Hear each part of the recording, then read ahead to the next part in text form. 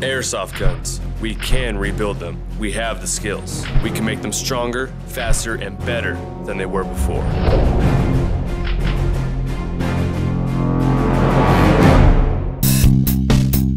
Hey guys, welcome back to Airsoft Extreme Tech Tips. I'm Jeremy. Today we're going to be talking about how to swap a spring out on your spring sniper rifle. I rate this a 4 out of 10 on the difficulty scale. The tools that I'm going to be using for this are going to be a cylinder key, which we sell here at Airsoft Extreme, Phillips screwdriver, and a hex wrench, which comes with this particular model. Now remember, if you do any kind of modifications or upgrades yourself, you will void your warranty. Unless you're really sure and know what you're doing and everything, I would bring it to an Airsoft Extreme technician. All right, so let's get started. So for this particular demonstration, I'm going to be using a Javelin M24. First off, you want to remove the magazine. Next, get the hex wrench that comes with the gun, and you're going to remove these two bolts right here.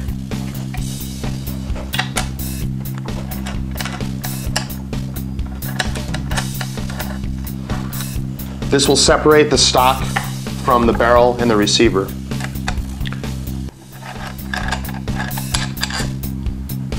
Remember where these go? Shorter ones up front, the longer ones in the back. If you get them mixed up, they're not going to go in right. So set those aside.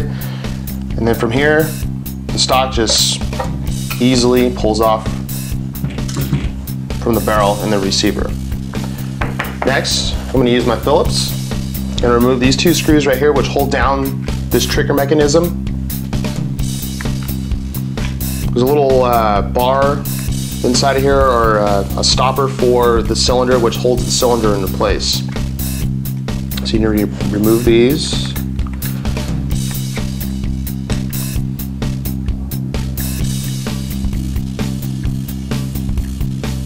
So once those are removed, I usually leave the screws in and just gently slide it out.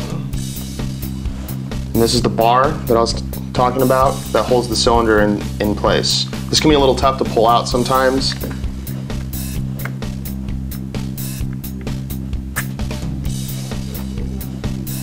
And this goes one way. So the grooves go towards the front of the gun, remember that.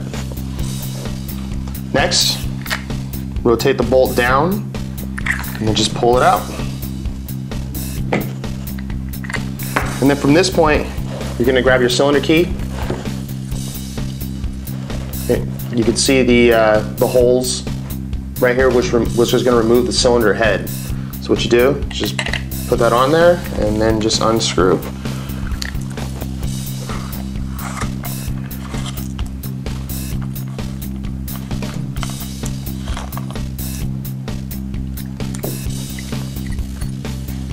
That's that. If this doesn't pop out, you can get your hex wrench or screwdriver or whatnot. You can just pop the piston out.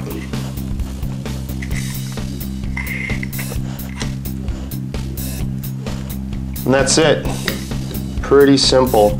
Now remember, when you're doing higher upgrades to this gun, like for instance, if you use like a 170 spring or anything, you got to reinforce these parts. For this particular demonstration, we're just trying to keep it easy. We're going to swap out the spring.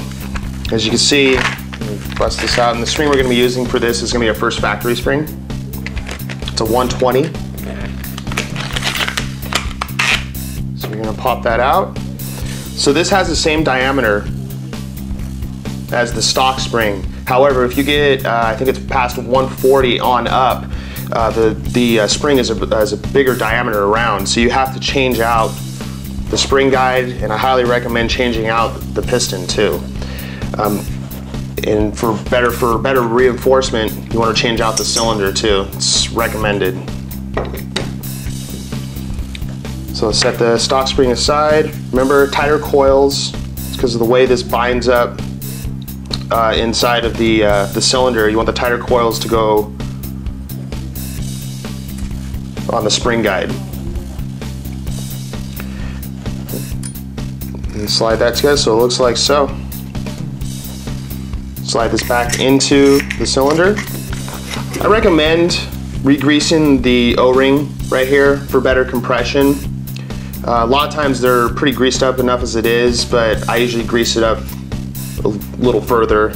Remember, don't use any kind of petroleum type of greases or anything like that. Use either white lithium grease or some kind of a silicone grease.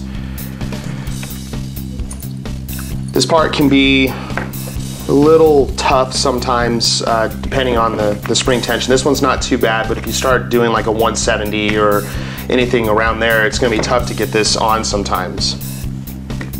So what I usually do is I'll stabilize it up and I'll hold it. And I usually put the cylinder key or the cylinder head key on the cylinder like so. Put this on and then you just push down. It's easier to do it this way than to just try to put it on and then put the cylinder key on afterwards. So you screw that back on. Make sure it's tight, not over tight though. Make sure it's nice and tight. That's that. So reverse the process I did. Slide that back forward. Pull the bolt down. Make sure you can see the spring, whatnot, inside of it. So from this point, you can put this on afterwards, or the part that locks down the actual cylinder. You put the trigger mechanism back on first.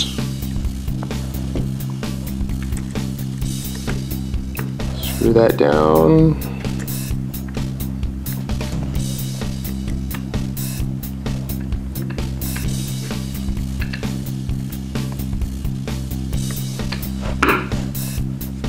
Remember, the grooves go towards the front of the gun. It's just the way it holds in the cylinder, or I'm sorry, yeah, the cylinder. You pop that in, make sure it's all the way down. Pops in place pretty easily.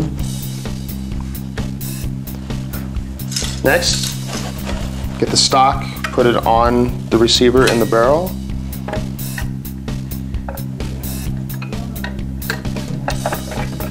Never force anything, it should just gently just go into place pretty easily. Make sure it's nice and flush. And then just put the screws in.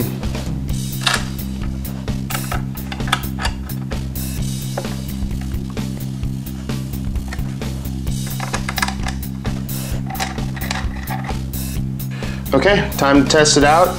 Make sure when you're pulling back the bolt, especially when you put a really tough spring inside of there, you want to grab as high up as you can, because these bolts are not exactly, the toughest material. So if you grab way out here and you're pulling really hard, we've seen a lot of times where the actual bolt will snap.